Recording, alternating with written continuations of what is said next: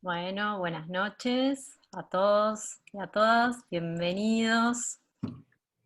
Estamos realizando la instancia de encuentro con autores, donde les proponemos a los autores y a las autoras que están exponiendo tanto en las salas como en las fotogalerías del CDF, que nos presenten sus muestras y que nos cuenten un poco más sobre sus trabajos previos o trabajos en los que estén trabajando actualmente. Hoy estamos con Mateus Bruxel, fotógrafo brasilero, autor de la muestra Tierra Prometida, que fue seleccionada a partir del llamado abierto a exposiciones a fotogalerías del 2020 y que fue seleccionado por la comisión que estuvo integrada por Mariana Méndez, Andrés Boero y Anabela Balduvino, que fue seleccionada por el público. La muestra se inauguró el 20 de junio y se puede visitar hasta el 7 de septiembre en la Fotogalería Capurro, pero también la pueden ver a través de la página web del CDF, que está colgada y completa para que la visiten cuando quieran. Así que le doy la bienvenida a Matius y le paso la palabra a Emanuel, quien va a estar moderando esta charla. Gracias. Bueno, gracias Vicky y bueno, muchas gracias a todos y a todas por estar hoy acá con nosotros para este encuentro con Mateus Bruxel, al que ya le doy la bienvenida. Mateus, ¿cómo estás? ¿Todo bien? Gracias por estar con nosotros. Eu agradeço também a oportunidade de estar aqui. Estou muito feliz de que essa história tenha ido adiante, tenha chegado até vocês.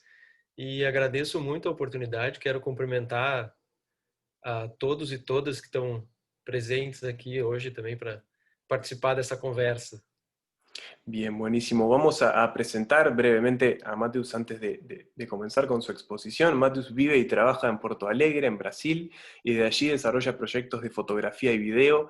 Él es especialista en creación y producción de narrativas multimedia y trabaja actualmente como periodista para el diario Cero Hora.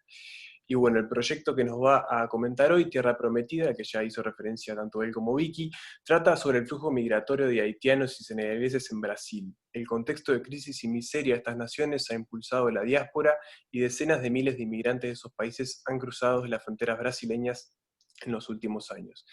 Una vez que llegan allí, lamentablemente son abandonados con un proceso además de marginación que está al acecho permanentemente. En el año 2015, Mateus se acercó a uno de estos grupos, uno de estos grupos de migrantes que pasaban por un refugio humanitario en el norte de Brasil, y se fue con alguno de ellos en un viaje de autobús que fue desde el norte hasta el sureste, y en ese viaje, parte de ese viaje, y bueno, un poco lo que despertó en él y lo que pudo comprobar, es lo que veremos hoy y lo que nos va a estar comentando. Brevemente una explicación sobre la dinámica. En minutos Mateus va a hacer su presentación y luego al final, cuando él termine, se va a abrir un espacio de preguntas en la que todos ustedes pueden participar, pueden hacerle comentarios, preguntas, pueden, bueno, hablar en general sobre el proyecto.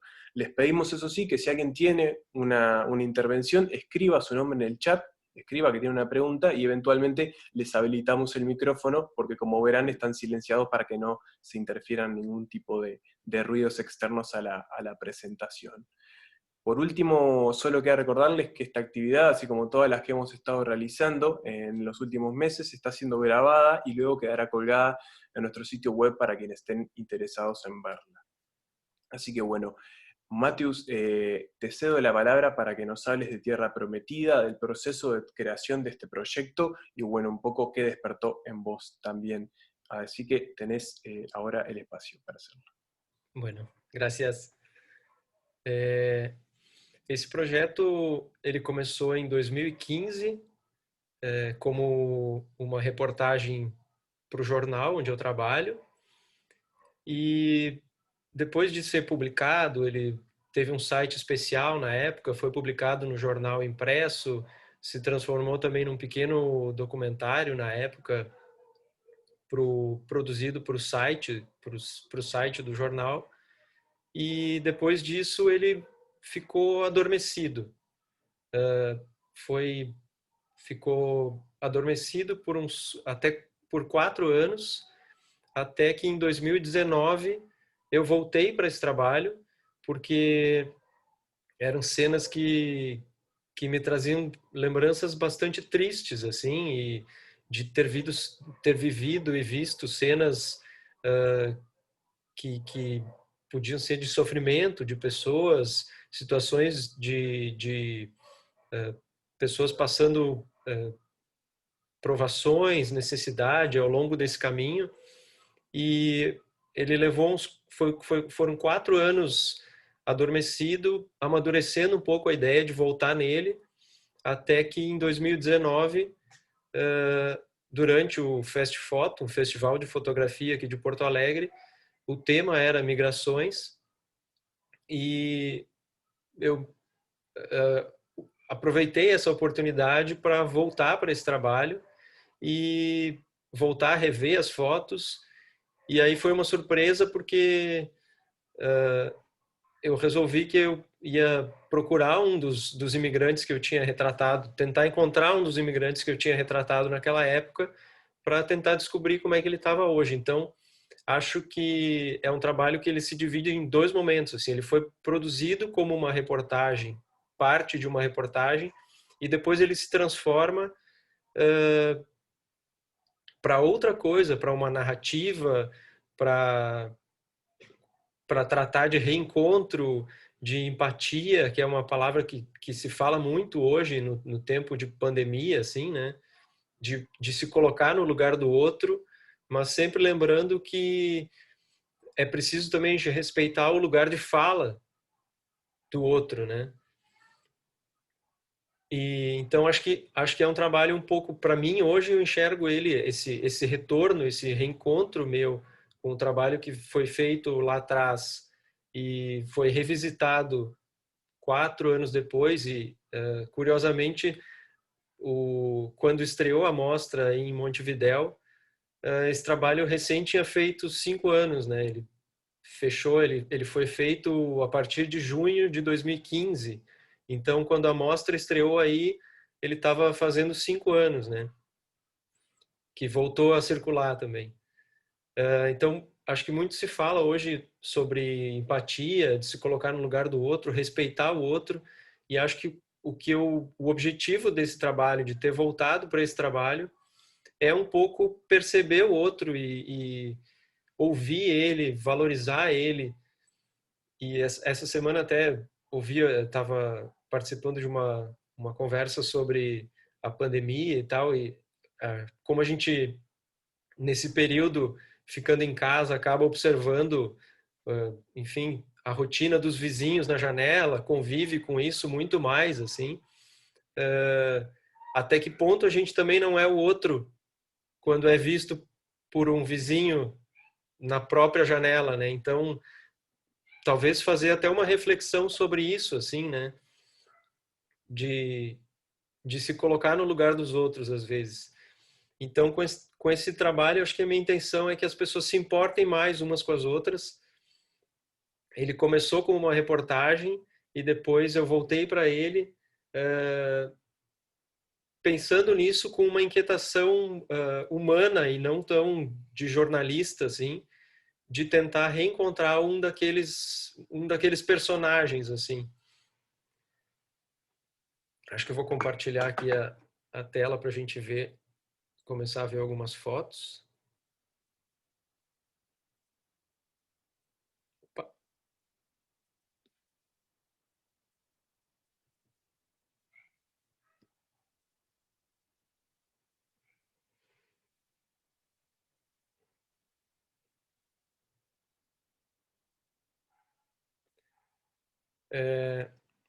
Então, o ensaio chama Terra Prometida. É um trabalho, é uma história sobre deslocamentos, ao mesmo tempo em que trata sobre esse reencontro, à medida que eu, 4 anos depois, volto para esse trabalho, para voltar a ver, a editar essas fotos, porque eu sentia que tinha mais história para ser contada nesse material. Assim, ela não se esgotou a partir do momento em que ela foi publicada num jornal, né? Ela cumpriu um papel de informar, de contar algumas histórias, mas eu tinha um sentimento, uma inquietação de que ela podia narrar mais coisas, ela podia falar mais além das páginas do jornal, assim. Então, aí resolvi voltar nesse trabalho e acho que tem um pouco a ver também com alguns fantasmas, assim, que assombram um pouco o fotojornalista, assim, de conviver com muitas histórias, de encontrar com muita gente durante os trabalhos e muitas vezes cenas tristes. E essas lembranças, pelo menos para mim, elas são muito marcantes. Isso sempre acaba voltando para mim e a gente aprende muito, acho que muitas lições para a vida nesse tipo de trabalho, assim. São pessoas com quem eu convivi e com quem eu aprendi muito. Então essa inquietação que inicialmente era de jornalista, depois ela ressurge como uma inquietação humana de alguém que pode ter influenciado no caminho de alguém com quem a gente cruzou num trabalho. Mas que muitas vezes depois essas pessoas a gente acaba nunca mais encontrando, como é o caso de várias fotos desse ensaio que eu não tenho a menor ideia do paradeiro dessas pessoas. Assim, isso para mim ainda é um pouco inquietante, assim, ainda que uma delas eu sei que está bem, se transformou num amigo e hoje a gente tem uma relação, se fala, e acho que é uma amizade que nasceu a partir desse encontro durante uma migração, né? Acho que a migração é um dos grandes temas contemporâneos e é um tema que me interessa muito e acho que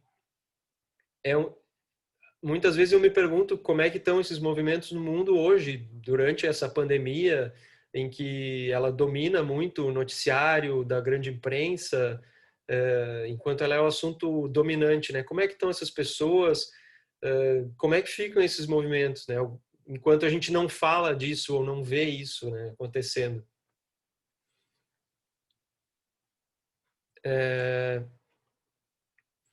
Esse trabalho, então, ele começou em 2015 e a gente se deslocou para o Acre, na fronteira norte, como tu ressaltou. A gente ficou lá por cerca de 12 dias e voltou com um grupo de imigrantes de ônibus numa viagem cruzando o Brasil de norte a sul durante 3 dias, só com paradas para almoço e jantar, e de resto era estrada o tempo todo, assim. E a gente resolveu tentar explicar um pouco como é que se dava esse fluxo migratório, assim.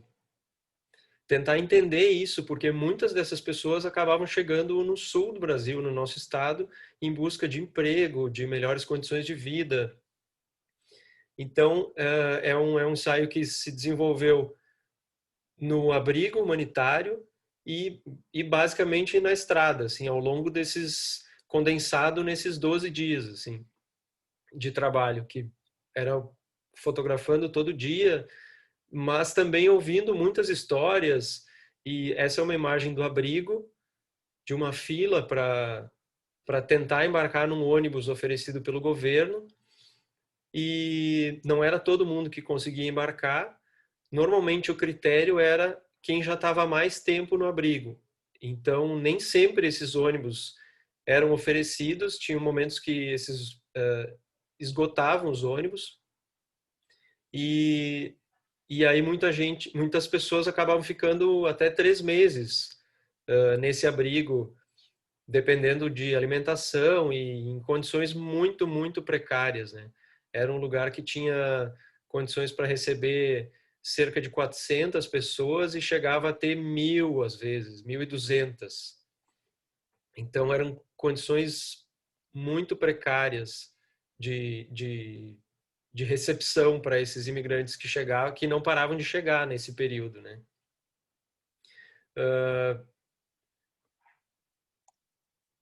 Aqui é uma imagem que acho que é bem icônica de Brasil, assim, esse Cristo Redentor de braços abertos, só que ele está com essas roupas estendidas, um varal improvisado, assim, já denotando essa ocupação do ambiente, do abrigo, né? Ao longo desses dias de superlotação, eu diria. Então a gente ia para o abrigo todos os dias, nesse período em que estava lá, ia de manhã e ficava o dia todo, ficava até a noite. E aí foi conhecendo um pouco esses espaços, tendo contato com algumas das pessoas que ficavam lá, mas a comunicação era um dos principais problemas, assim, porque os haitianos alguns falam francês, falam crioulo, e os senegaleses falam wolof. Mas nem todos, eu não falo francês, o meu colega repórter também não, e então a gente tinha uma certa dificuldade de comunicação, e eles também eram bastante desconfiados no início, com alguém chegando para tentar obter alguma informação, assim. Então uma das coisas que a gente fazia, às vezes a gente ia para lá para conviver um pouco com as pessoas. Tinha dias que eu não fazia muita foto, era muito mais para tentar algum contato, tentar estabelecer algum vínculo, assim. E uma das coisas que acabou ajudando, acho que foi, de certa forma, a linguagem universal da fotografia, assim, que aí acabou surgindo um ensaio de retratos com esse fundo branco, que era um lençol do hotel. Como a gente tinha ido para lá para possivelmente voltar de ônibus com um grupo, era fundamental viajar com pouca coisa, com pouco equipamento.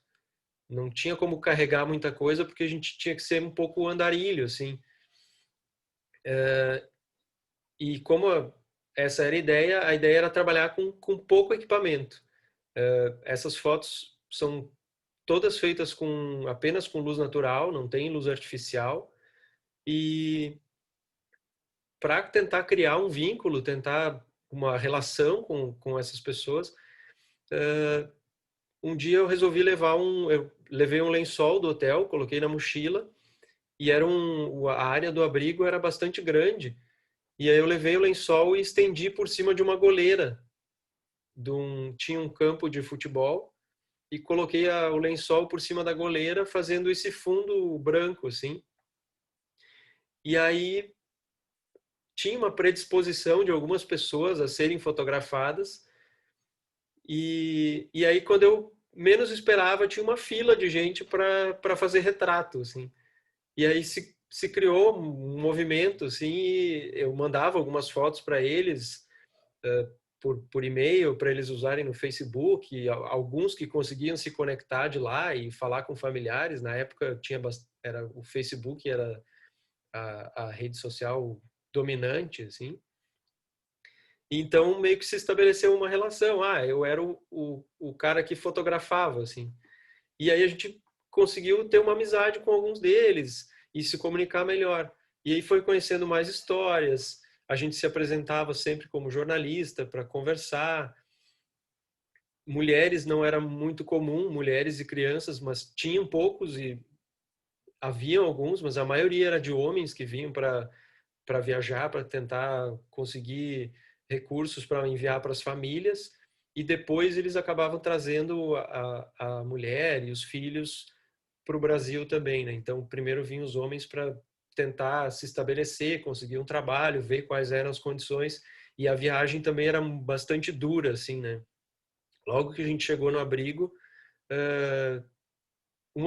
a gente encontrou uma mulher que tinha chegado grávida no abrigo, e ela resistiu, ainda bem, e teve o bebê no abrigo. Mas a gente ouviu relatos de mulheres que tentavam viajar grávidas e acabavam perdendo a criança no caminho, porque precisavam caminhar várias horas no meio da floresta, fazer trechos de ônibus. A polícia também era muito dura em alguns momentos e tentava extorquir dinheiro desses imigrantes durante o caminho. Os coiotes também eram bastante duros com eles, assim. Era uma situação bem extrema de viagem. Então, ao longo desses dias, fui fazendo essa documentação. Nesse período, a gente também fez uma viagem até a fronteira do Brasil com o Peru e a Bolívia, onde a gente, ao longo do caminho, encontrou esses imigrantes numa parada de ônibus meio abandonada, no meio da floresta. Aqui a maioria era pasto e um pouco menos de floresta amazônica. E eles estavam muito cansados, esperando alguma carona, alguma ajuda, e eles tinham tentado vencer cerca de 300 quilômetros andando pela beira da estrada. O calor era muito intenso. O norte do Brasil faz muito calor e muito úmido, assim. Então era uma situação também bem adversa, assim. Quando a gente encontrou eles, tentou ajudar da maneira que era possível. A gente tinha algumas coisas de comer no carro e acabou entregando para eles. E na volta da fronteira com o Peru e a Bolívia, mais para o final do dia, a gente já não encontrou mais com eles nessa parada. Eles já tinham conseguido um meio de saída aí, né? Aqui uma imagem que acho que evoca um pouco a fé, a determinação que eles têm, que é muito forte. E era também um pouco um motivo de desentendimento entre os haitianos e senegaleses no abrigo, porque os haitianos são cristãos e os senegaleses são muçulmanos. Então, eles acabavam tendo alguns desentendimentos nesse sentido, assim. E aí os senegaleses também acusavam, enfim, levantavam a questão de que os haitianos praticavam voodoo e era bruxaria. Então, isso sempre era um caso mal resolvido entre eles, ainda que eles se dessem bem, né? Uma imagem para simbolizar um pouco esse caminho na floresta, assim. Isso era a caminho do abrigo, que ainda que eles tivessem chegado numa capital brasileira, eles eram colocados nesse abrigo humanitário em condições muito precárias, com superlotação, muito mais pessoas do que ele poderia abrigar, e ele era numa região periférica da cidade. Então, qualquer tipo de serviço que eles podiam precisar ficava muito longe, era muito complicado para eles conseguirem. Então, todo tipo de ajuda para tentar encontrar um emprego, um trabalho, para regularizar a situação junto à Polícia Federal, tudo isso era muito complicado, assim. Aqui mais uma série de retratos com o fundo branco, e aí eu sempre tentava, já tinha feito alguns retratos deles no abrigo, então acabou surgindo essa série, assim, para valorizar essas pessoas, independente do espaço onde elas se encontravam, assim, né, para tentar ressaltar muito mais acho que essa característica de humanidade, assim, né, de que todos nós somos iguais, né, todos nós somos seres humanos e merecemos o mesmo respeito, né, independente de cor, de raça, de religião. E acho que cada vez isso se torna mais importante a gente lembrar disso para as pessoas e dizer isso e ressaltar isso, assim, né. Então acho que é um pouco do que eu gostaria de dizer com esse trabalho, assim.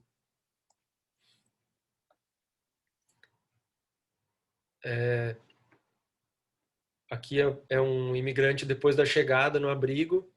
Eles chegavam realmente muito cansados e depois dessa viagem longa, alternando trechos de ônibus, de avião e a pé, em floresta, em condições de clima muito adversas. E muitos deles chegavam sem muita noção geográfica e das distâncias, das dimensões do Brasil. Então eles vinham de um país estrangeiro, de um país diferente, não tinham muita noção do tamanho do Brasil, das distâncias que eles iam precisar vencer para chegar no destino que eles queriam. Muitas vezes era São Paulo ou Florianópolis ou Porto Alegre, que eram mais ao sul e muito distantes, cerca de 4.000 quilômetros da cidade onde eles chegavam. Então era um caminho realmente difícil de ser vencido, assim. E aí eles chegavam com um dinheiro limitadíssimo, às vezes com pouquíssimo dinheiro ainda para seguir o caminho, e muitas dificuldades de comunicação, de entender as dimensões do país, para onde eles precisavam ir, e precisavam realmente de muita ajuda para isso. Esse é um dos personagens que marcou bastante também, é o Movan Brau. Ele tinha formação acadêmica e ele tinha bem claro o destino dele, ele queria ir para Cuiabá, no Mato Grosso, que era mais ou menos o meio do caminho. E depois ele queria trazer a mulher e os filhos.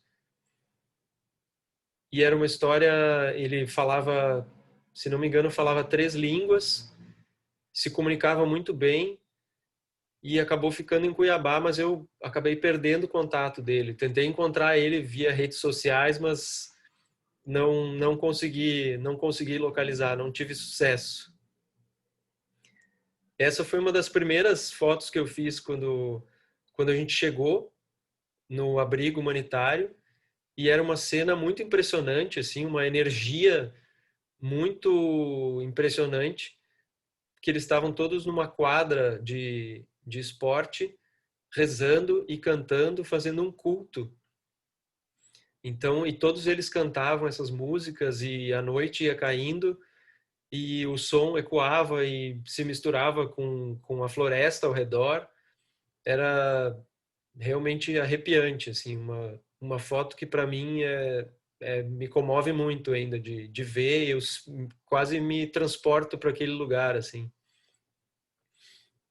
E acho que também é muito relevante e mostra muito a força e a fé que eles têm, essa determinação, assim, uma crença de que eles vão conseguir, de que vai dar certo.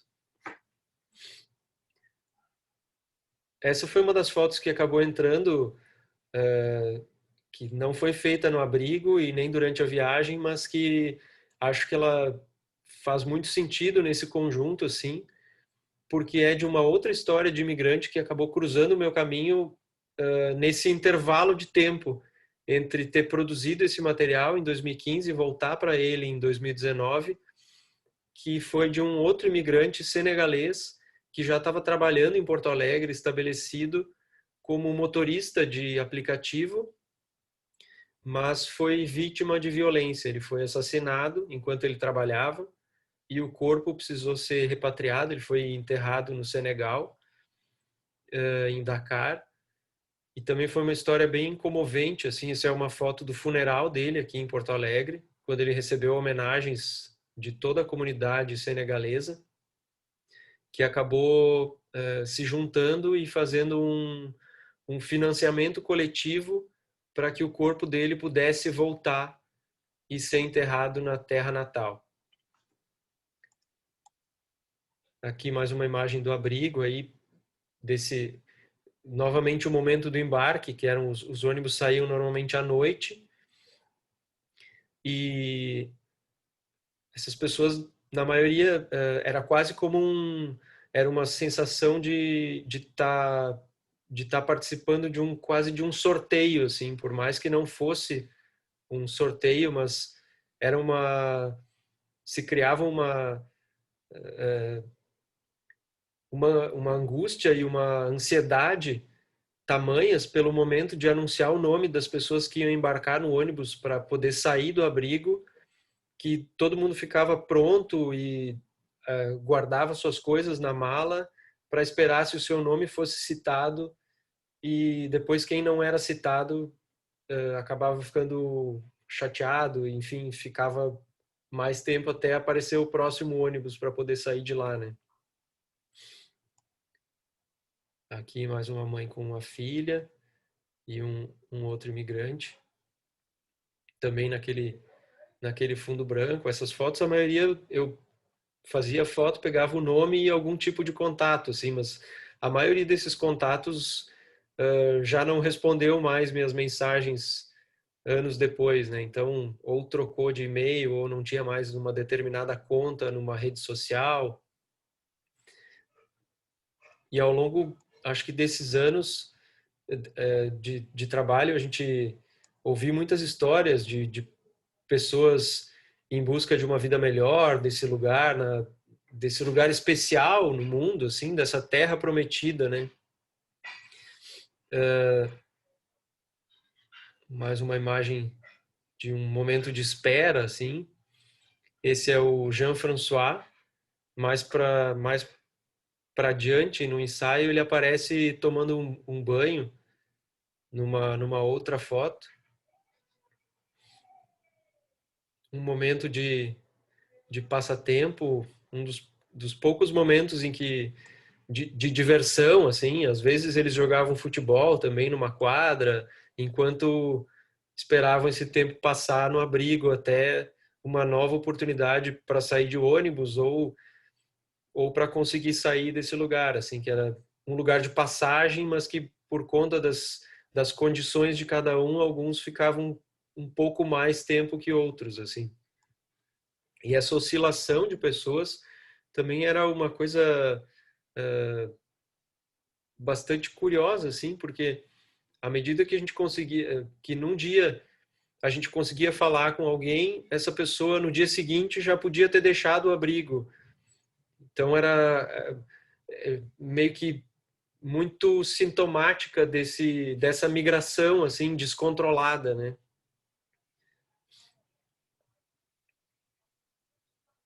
Aqui uma imagem durante esse período da viagem, atravessando diversos estados do Brasil. Aqui o Jean-François, aquele rapaz que a gente viu umas imagens atrás.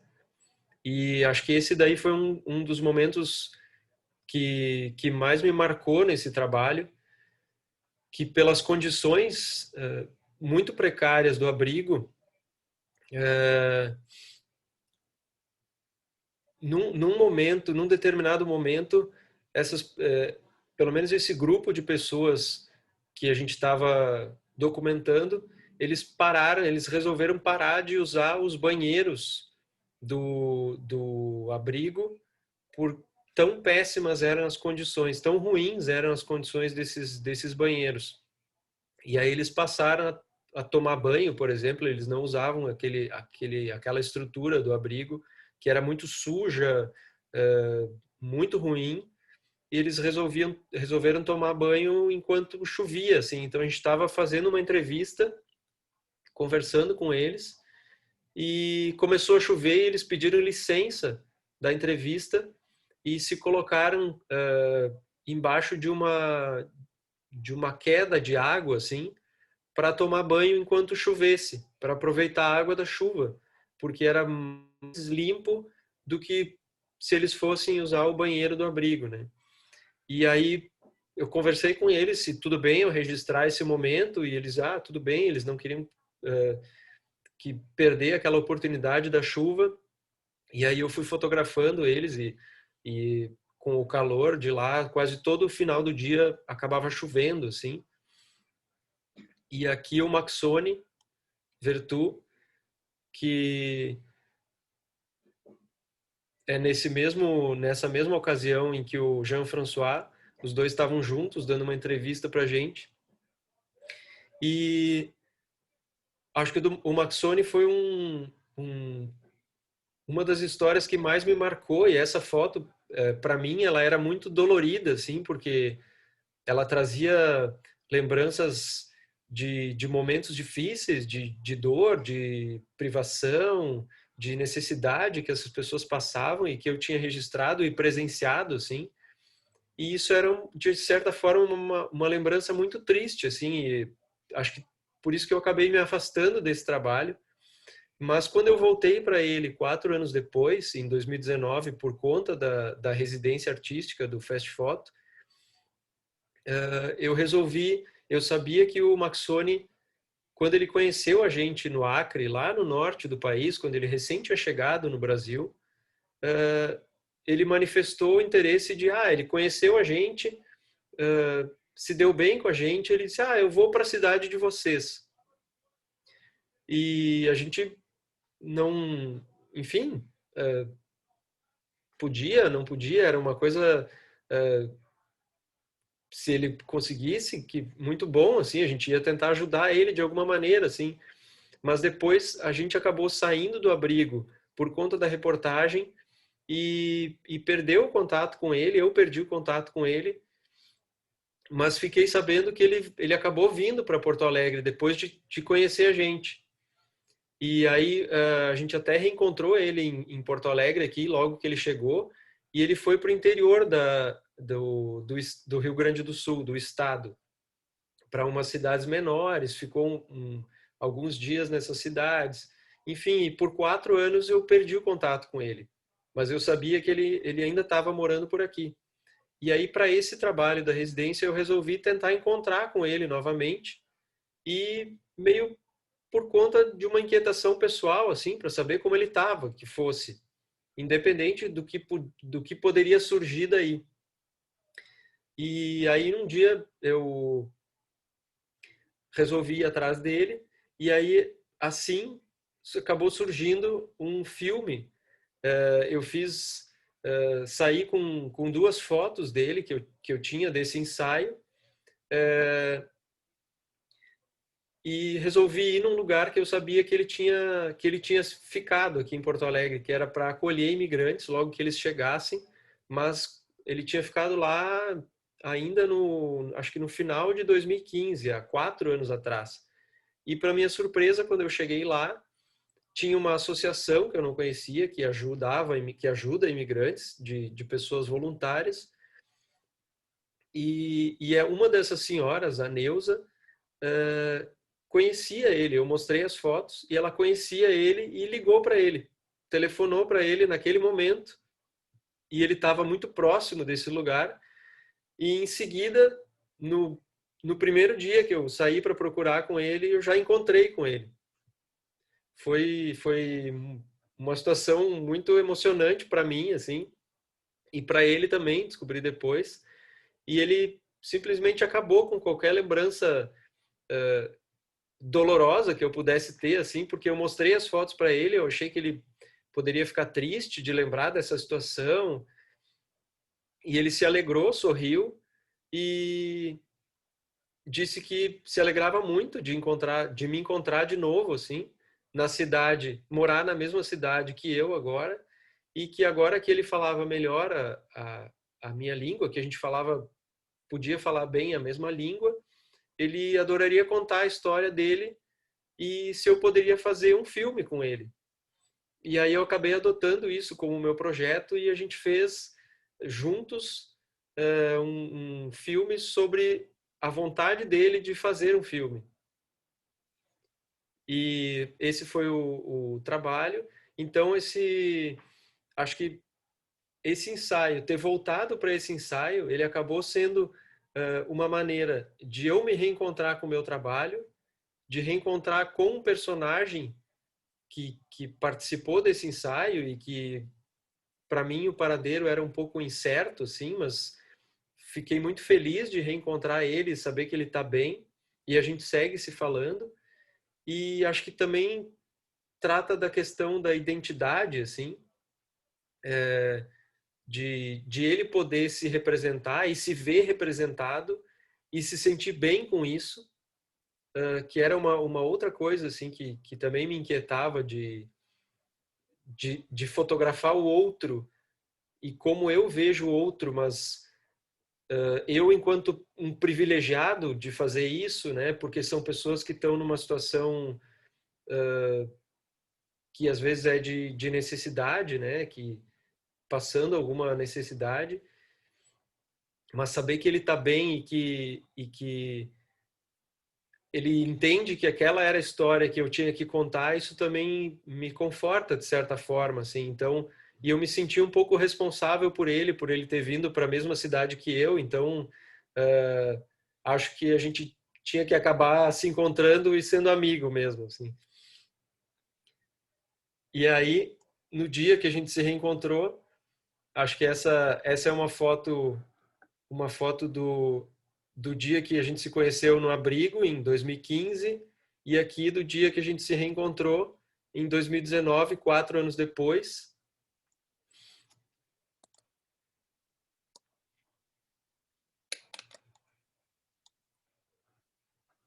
E acho que aí, então, a partir dessa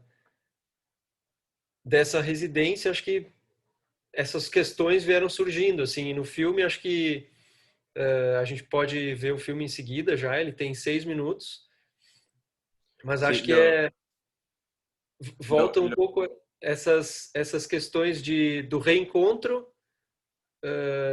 tanto com o imigrante e com o trabalho, de novo, assim, esses anos depois que ele ficou parado e adormecido, de ser reeditado, da memória, porque as fotografias aparecem como um gatilho para essas memórias, tanto as minhas dessa viagem, que eram dolorosas, quanto as dele, e a gente compartilha essas memórias em comum,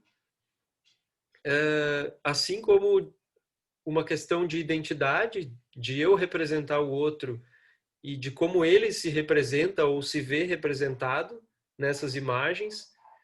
E, e eu acho que também uma questão que ele traz para o filme, que a gente pode ver em seguida, que é entre documental e ficção, que esse trabalho ele nasce como documental, com uma relação com a verdade, com o fotojornalismo, e depois acho que isso acaba ficando num segundo plano, a partir do momento em que o que interessa é uma narrativa, é contar uma história, independente da verdade, o que importa é ter sentimento, né?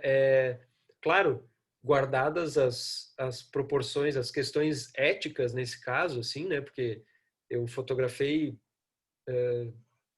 de alguma maneira, são pessoas, são vidas, e eu preciso respeitar isso, assim, mas se criar uma narrativa, independentemente de um conceito de verdade ou de realidade, assim, não necessariamente que a gente fotografe o real, assim, mas desapegar um pouco disso, mas para ter a força e a emoção que talvez uma narrativa, independentemente de verdade ou não, assim, que ela possa ter, assim, para ela ter uma potência de tocar as pessoas, né? Bien, Mateus, ahora vamos a ver el video e invito Perfeito. a los participantes que en este momento piensen las preguntas porque enseguida del video vamos a venir con la instancia en la que todos pueden participar, así que bueno, vayan eso, pensando, pueden ser también comentarios sobre lo que acabamos de ver o lo que tengan ustedes interés. Así que Mateus, yo te dejo para que les play y enseguida volvemos con esa instancia. Perfeito.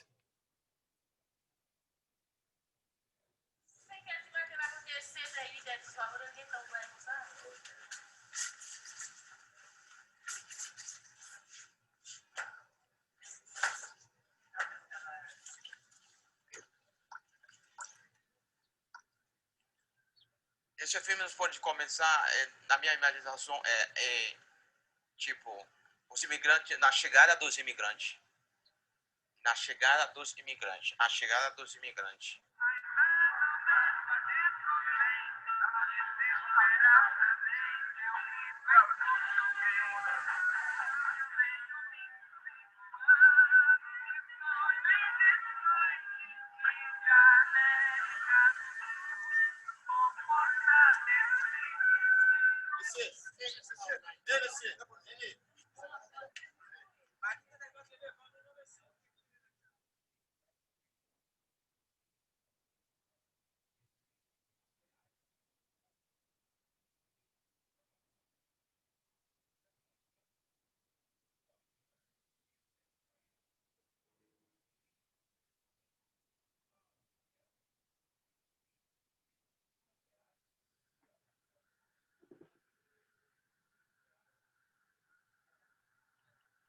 they have I want to make in this country, but I don't know exactly.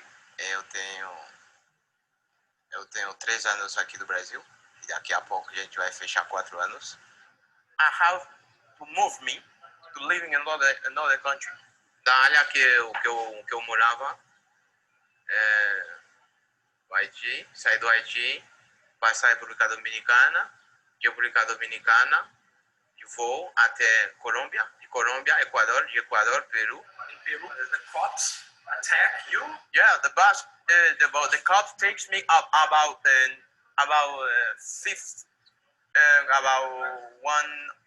$. He give the blows about hairs on the hair. Good many blows people. When we're driving, we get in a big river. We pay $5 about each small boat for cross the river. People who dies in the way.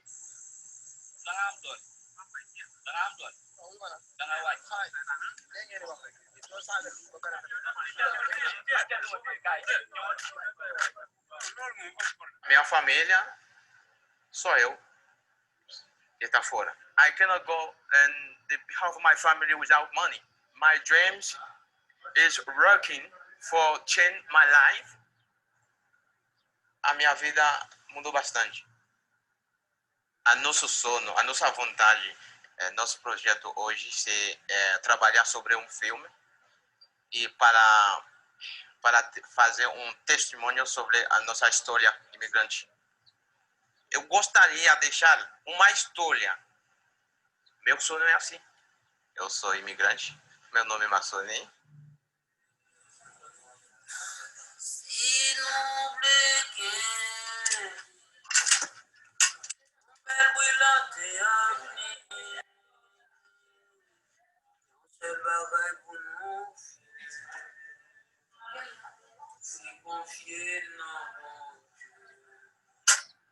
Esse filme pode ser mais ficção, mais a ficção mais que documentário.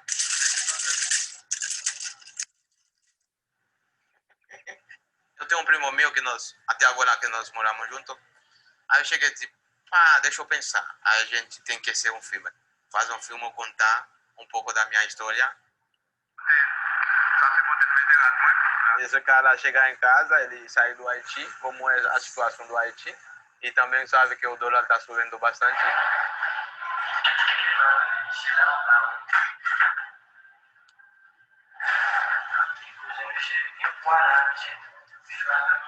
Foi na geladeira direito para procurar água fria e comida.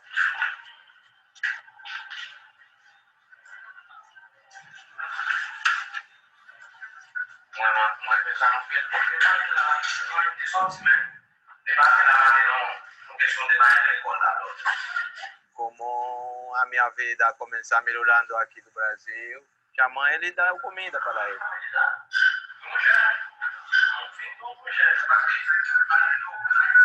Começou a comer, aí ficou muito feliz. E contando a história dele. E também estou contando a minha história. Aí foi no Acre, Rio Branco. E aí esses caras compraram um radiozinho para escutar música brasileira, né? Entendeu? Aí, esse foi nosso amigo.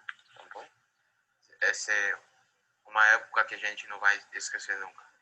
24 horas tá na minha memória. Esse é meu colchão, viu? Viu como era a minha situação? Um colchão mal desorganizado. Agora a Maçonia tem uma cama, né? Então, Maçonia tem cama. Tem casa, tem cama, tem tudo, né? Mas a minha situação que eu vou dizer, aí é um colchão, né? Viu? E assim que é a vida. Tem que lembrar todos como era sua vida e como está hoje.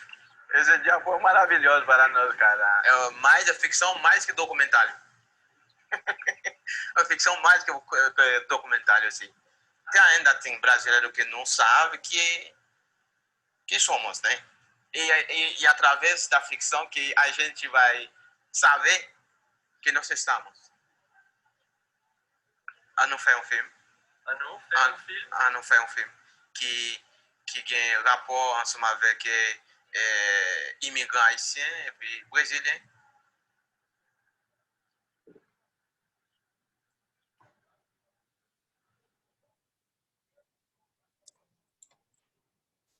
Bien. Bueno, muy bien. Bueno, muchísimas gracias, Mateus, por esta presentación y por el video. Invito ahora, como había anunciado previamente, a que el que tenga preguntas o comentarios sobre el proyecto puede hacerlo ahora, escribe su nombre en el chat, nosotros le habilitamos el micrófono y se la hace al autor. De todas formas, voy a comenzar yo con este diálogo, Mateus, si te parece, para romper el hielo.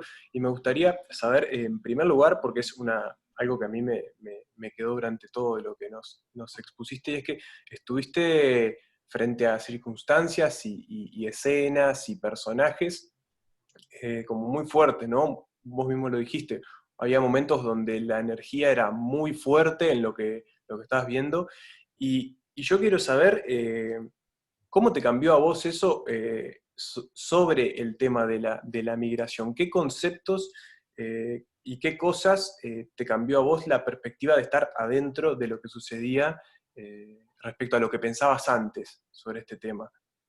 Que, como bien dijiste, es universal, en este caso es particularmente lo que sucede en Brasil. Sim.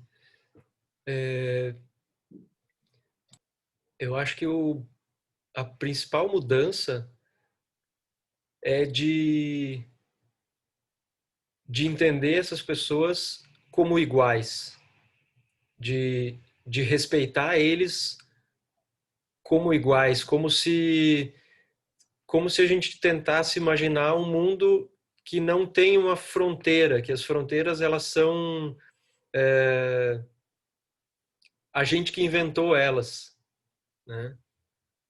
Então, de tentar entender todas as pessoas como uma classe de seres humanos e não de brasileiros, de senegaleses, de haitianos, de uruguaios, mas quase como se todos nós fôssemos parte da mesma coisa, assim, né?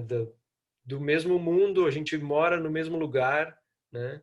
Claro, existem fronteiras, limites políticos e geográficos, mas que acho que o nosso respeito pelo ser humano tem que ser maior do que isso, assim, né? Acho que para mim essa é a grande lição desse trabalho, assim, né? Que a gente tem que olhar para o outro e a nossa ação ela deve ser o que a gente gostaria para gente, assim, né? Então acho que o princípio básico é isso, assim, né? De respeito mesmo.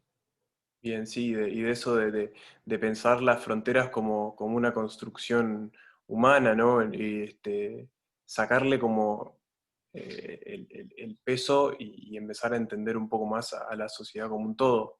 Entender que, claro, existem diferenças, mas elas precisam ser respeitadas também, né? Seja de raça, de religião, enfim, mas que todos merecem um tratamento igual, né? Uhum. Ninguém é melhor do que ninguém, assim. E acho que eu até tinha separado um trecho de um livro do Eduardo Galeano, que eu gosto muito, assim, que é O Caçador de Histórias. Eu até anotei ele aqui, que ele fala: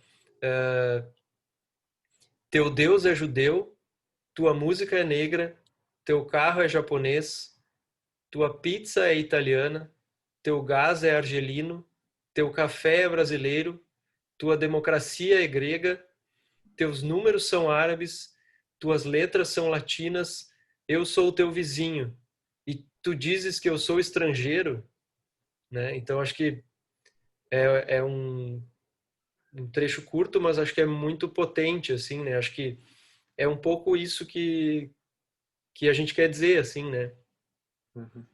Sí, y es interesante, vos lo mencionaste en un momento, es interesante ver este proyecto y toda la repercusión y todo lo que a vos te transformó, esta particularidad de las grandes crisis migratorias que hay en el mundo hoy, en un momento en que pensamos al planeta Tierra como algo que está momentáneamente en pausa, ¿no? Que esta pandemia nos tiene en pausa, pero sin embargo no es así, siguen habiendo como problemas, migratorios, la crisis continúa, no es que eso, es como una percepción de que estamos en pausa, pero esto no es así, y creo que eso también es un valor de ver este proyecto en este momento. ¿Qué pensás sobre eso?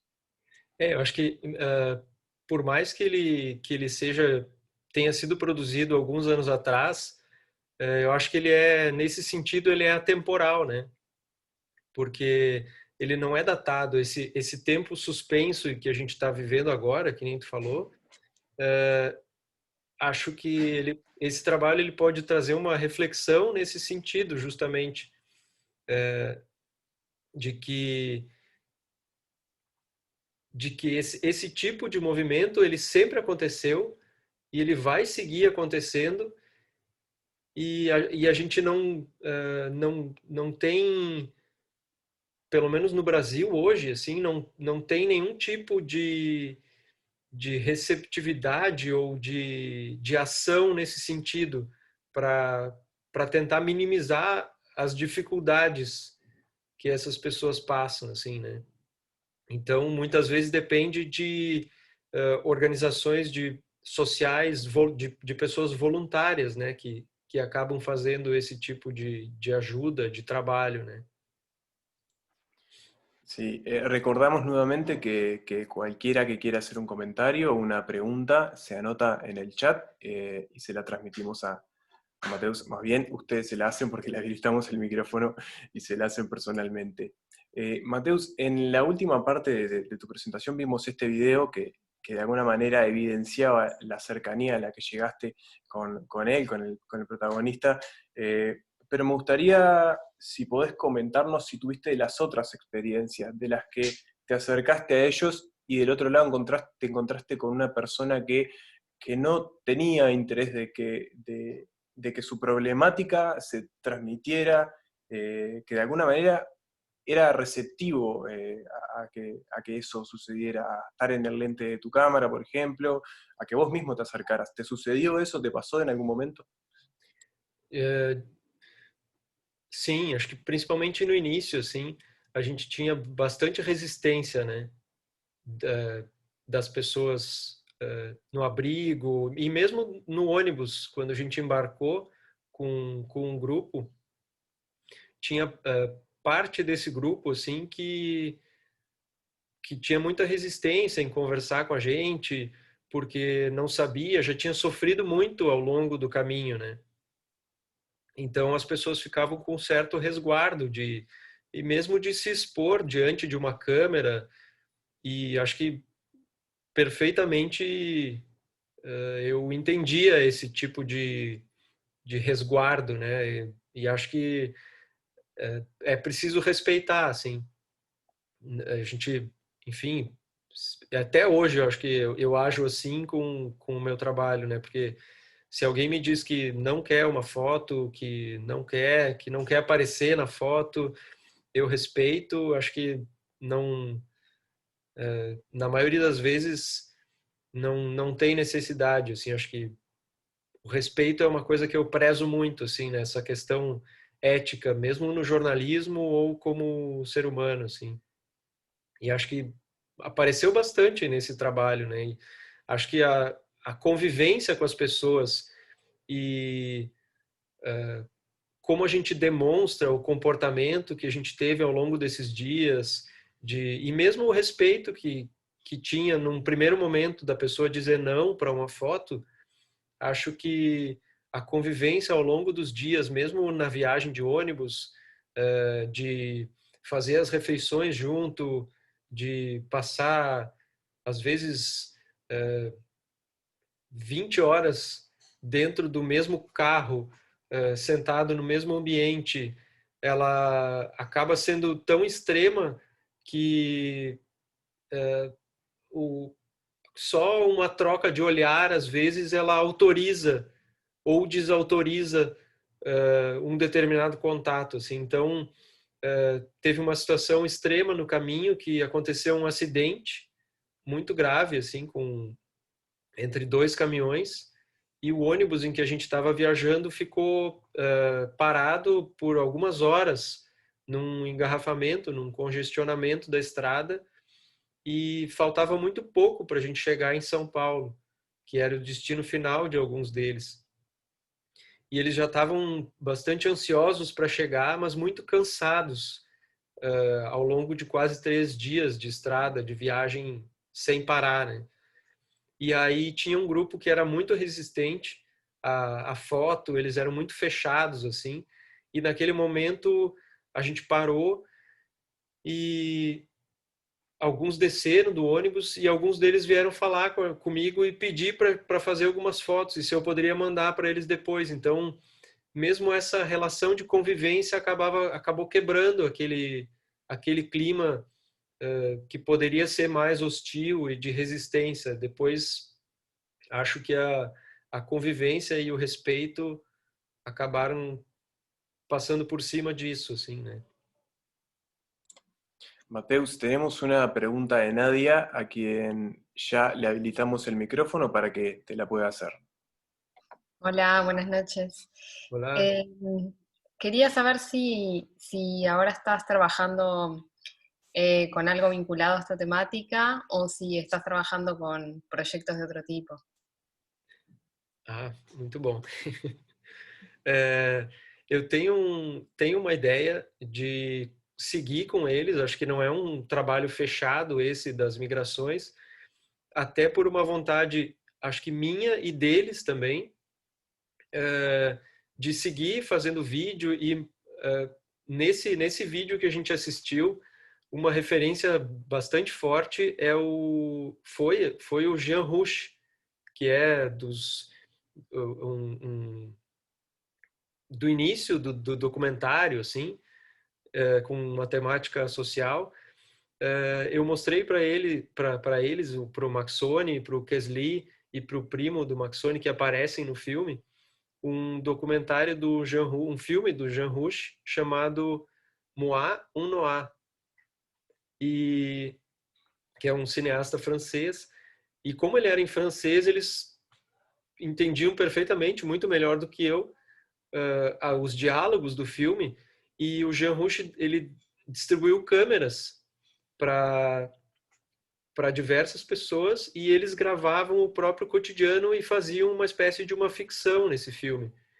E depois que a gente viu isso, o Maxone e o primo dele gravaram uma própria história que ela entra inserida no nosso filme com o celular em casa, como se o Maxone recebesse um outro imigrante ali. Então eles meio que encenam uma ficção, e aí ele chega com muita fome, e daí ele fez comida e deu para ele, e eles ficaram bem, ele ficou muito feliz. E então existe uma ideia de, até essa semana que passou agora, um dos rapazes do vídeo ali, o Kesley, ele me mandou mensagem que ele comprou uma câmera e eles querem começar a fazer um canal no YouTube e começar a gravar pequenos filmes contando as próprias histórias.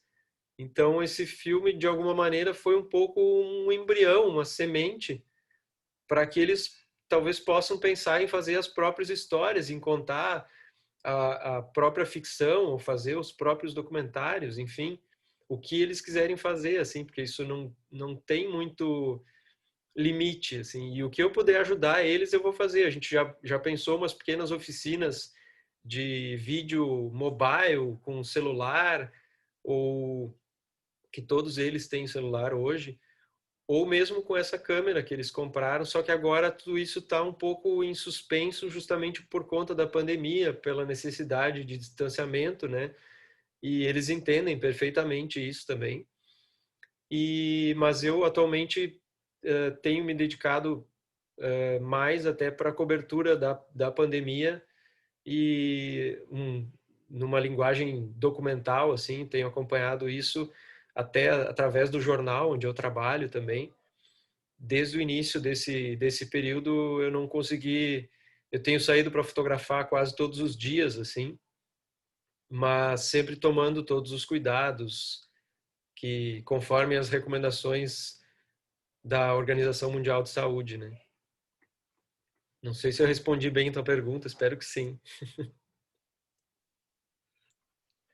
Mateus, te pregunto, al principio de tu presentación hacías referencia a que, bueno, cuando se publicó el trabajo, tu primer contacto con esta temática, que lo publicaste como un reportaje, tuvo una determinada repercusión. Y quiero preguntarte y ahondar un poco más en eso. ¿Qué tipo de repercusión justamente tiene este tema en la prensa brasilera? ¿Cómo ves vos que se trata este tema? ¿Crees que hay aproximaciones como certeras a lo que de verdad pasa ahora que conoces mucho más del tema y estás mucho más adentro? ¿Crees que hay como eso, como una aproximación adecuada al tema? ¿O todavía es mucho lo que no se dice o lo que no se sabe? Agora, principalmente, eu acho que é um tema que ficou muito, ele está muito de lado, assim, por conta justamente da pandemia. A pandemia no Brasil tá, e o noticiário político, principalmente, tem dominado muito a grande imprensa, assim.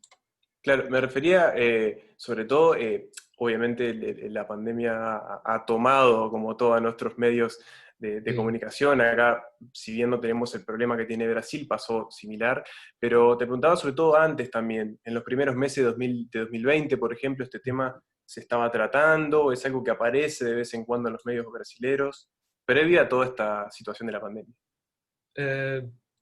Muito pouco, assim, ele acabou surgindo pouco nesses últimos anos, eu acho, muito mais por iniciativas independentes ou alternativas do que a grande imprensa, assim. E principalmente porque acho que houve um desaparelhamento do governo também, e um enfraquecimento desses movimentos sociais, de diversos movimentos, assim, nesse sentido. As questões sociais estão muito prejudicadas no Brasil, assim, e aí acho que a migração entra nesse núcleo, assim. Mas a partir da publicação da matéria lá atrás, em 2015, a gente teve desdobramentos que acabavam, outros jornais, a partir dessa matéria, outros jornais também se dedicaram a cobrir mais fortemente a migração no Brasil, principalmente dos haitianos e senegaleses. Tinha outras etnias também que vinham com bastante força. A gente teve ali, a partir de 2018, 2019, um fluxo enorme de venezuelanos também entrando por Roraima, né? Que também foi super noticiado, assim, mas acho que tudo isso, a partir de 2020, desse ano, acabou sendo um pouco esquecido por conta da pandemia, claro, mas a partir da publicação dessas matérias e dessa que a gente fez em 2015, mudaram várias coisas, assim. Na época era outro governo aqui no Brasil, e um dos grandes problemas, por incrível que pareça, era a dificuldade que os haitianos tinham de emitir vistos para sair do país, porque a maioria deles tinha recursos, poderia vir de avião para o Brasil, mas então eles não conseguiam vistos e precisavam entrar por algumas rotas ilegais, às vezes. E aí, a partir da publicação de algumas matérias e outros jornais, outros veículos de imprensa também do Brasil começaram a se mobilizar e fazer matérias nesse sentido, e até que se conseguiu que um número maior de vistos no Haiti, e muitos deles passaram a poder vir legalmente para o Brasil, de avião, enfim, tendo muito menos um caminho duro para enfrentar pela frente, assim, né? Entre outras mudanças que teve também com o Ministério da Justiça, também teve algumas determinações em função do abrigo lá, das condições do abrigo, que eram muito precárias, que também teve uma intervenção nesse sentido, assim, né, por parte da Justiça para garantir alguns direitos para essas pessoas que chegavam no Brasil, né? Que eram as portas eram abertas para eles, mas eles acabavam não tendo acesso a condições básicas para ficar no país, assim, né? Então, a partir de a gente ter mostrado isso, algumas coisas começaram a mudar nesse sentido também, né? Bien, y para ir cerrando una pregunta relacionada con esto, y es, ¿te parece que en este tipo de situaciones, cuando a veces hay como bueno, vos lo dijiste, muchas de las minorías están como más desprotegidas ahora, y ahí es cuando entra estos trabajos por fuera del circuito más masivo e incluso el arte y la fotografía, ahí es donde entra la parte esencial del trabajo, de estos proyectos? ¿Crees que es en ese momento cuando se transforman en algo esencial para de alguna manera cambiar el rumbo de las cosas? Ah, com certeza. Eu acho que até o fato desse trabalho poder ser visto aí, acho que ele faz força nesse mesmo sentido, assim, né? De a gente não deixar de falar dessas coisas, de continuar falando dessas coisas porque elas são importantes, assim, né? E acho que por mais que seja um momento agora para refletir e durante essa pandemia, eu acho que a gente não pode esquecer disso, assim, né? E de respeitar as outras pessoas e de se colocar no lugar delas muitas vezes, né? Acho que a gente precisa muito da arte nesse momento, assim, da reflexão que acho que só a arte pode dar, né? Mesmo porque, enfim, a gente vive mesmo uma crise com desinformação, com fake news, com uma série de outros problemas que também afetam a própria imprensa, da qual eu faço parte também, né? Então, acho que nesse sentido a arte tem um papel muito importante de reflexão, eu acho, para trazer essa transformação também que a gente precisa, né? Claro, claro, claro. Bueno, muchísimas gracias, Mateus. Les recordamos a todos que pueden visitar su trabajo en la Fotogalería Capurro hasta el 7 de septiembre, así que bueno, pasen por allí. Y Mateus, desde este lado, muchísimas gracias por venir hoy, por estar acá con nosotros virtualmente, presentando. Nada, para nosotros fue un placer. Nossa, para mim também foi uma alegria no meio desses dias duros e difíceis de pandemia e de trabalho, no meio dessa maluquice que a gente está passando, essas situações absurdas assim. Mas um prazer muito grande estar aqui, ter essa oportunidade de mostrar, de levar essa história adiante, de contar um pouquinho sobre esse trabalho.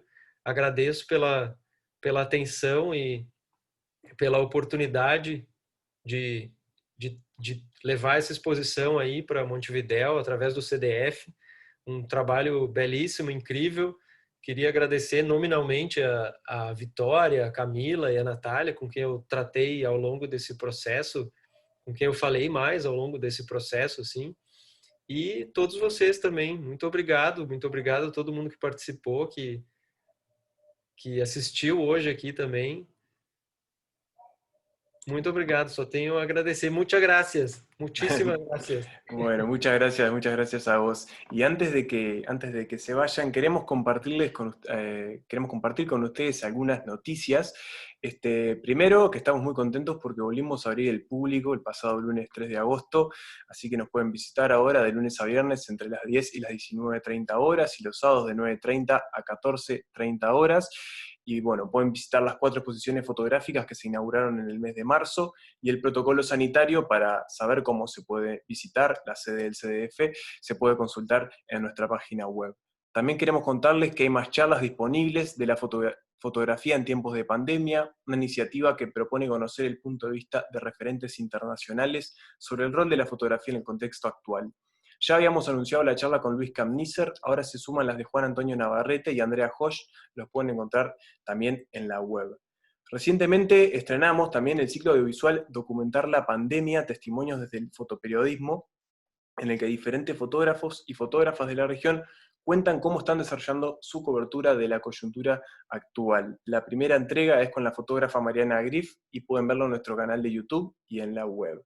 También queremos contarles que en agosto estamos celebrando el mes de la fotografía y por eso estamos realizando varias actividades virtuales y otras al aire libre para todas las edades. Le vamos a ir contando más detalles a través de nuestra web, redes sociales y esperamos que se sumen.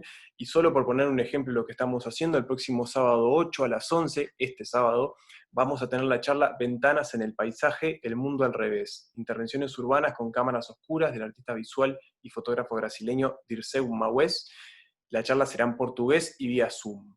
La información la encuentran en la web del CDF. Y por último, queremos comentarles que tenemos una nueva actividad para presentarles que se llama Foto sobre Foto, charlas entre fotógrafos y fotógrafas sobre fotografía. La idea es generar un nuevo espacio donde las personas invitadas dedicadas a la fotografía presenten el trabajo de otro fotógrafo o fotógrafa porque lo consideran un trabajo icónico en la historia de la fotografía o porque de alguna manera marcó sus carreras, sus miradas o bueno, el devenir de su historia como fotógrafos. El primero de estos encuentros va a ser por Zoom y lo vamos a tener el martes 11 de agosto. Más información y el link para sumarse a la charla lo tienen de nuevo en la web. Y para terminar les dejamos una muy breve encuesta que la completan en 5 minutos, que básicamente es para revelar un poco la información sobre las personas que participan de estos eventos para que podamos seguir mejorando actividad a actividad. Así que muchas gracias por estar acá con nosotros y nos vemos la próxima.